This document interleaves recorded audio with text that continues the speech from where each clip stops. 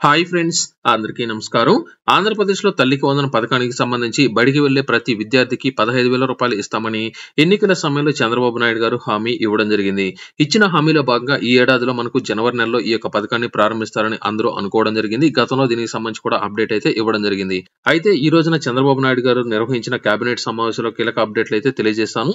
మనకు చంద్రబాబు నాయుడు గారు అధ్యక్షతన ఈ రోజున సచివాలయంలో జరిగిన మంత్రివర్గ సమావేశంలో ఈ యొక్క తల్లికి వందనం పథకానికి సంబంధించి వచ్చే ఏడాది నుంచి అంటే మనకు 2025, 2026 విద్యా సంవత్సరానికి సంబంధించి ఎప్పుడైతే స్కూళ్లు ప్రారంభిస్తారో అప్పటి నుంచి విద్యార్థులకు సంబంధించిన రిజిస్ట్రేషన్ అలాగే వారికి సంబంధించిన అటెండెన్స్ వివరాల ఆధారంగా వచ్చే ఏడాది మనకు జనవరిలో గానీ లేదా ఈ సంవత్సరం చివరిలో మనకు ఈ యొక్క పథకానికి సంబంధించి బడికి వెళ్లే ప్రతి విద్యార్థికి 15,000 రూపాయల చొప్పున విడుదల చేయబోతున్నట్లు అప్డేట్ అయితే రావడం జరిగింది.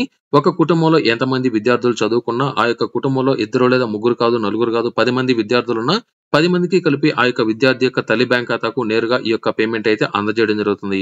ఒక విద్యార్థి అయితే 15,000 రూపాయలు, ఇద్దరు విద్యార్థులైతే 30,000 రూపాయలు, ముగ్గురైతే 45,000 రూపాయలు ఇలా తప్పనిసరిగా ఆ యొక్క కుటుంబానికి సంబంధించి రేషన్ కార్డు గనుక ఉన్నట్లయితే కుటుంబంలో ఎంతమంది విద్యార్థులు చదువుకుంటే అంతమందికి 15,000 రూపాయలు అనేది అయితే రావడం జరుగుతుంది.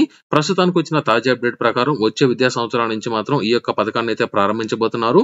ఈ విద్యా సంవత్సరానికి సంబంధించి ఈ యొక్క పథకాన్ని వాయిదా వేస్తున్నట్లు సమాచారం అయితే రావడం జరిగింది.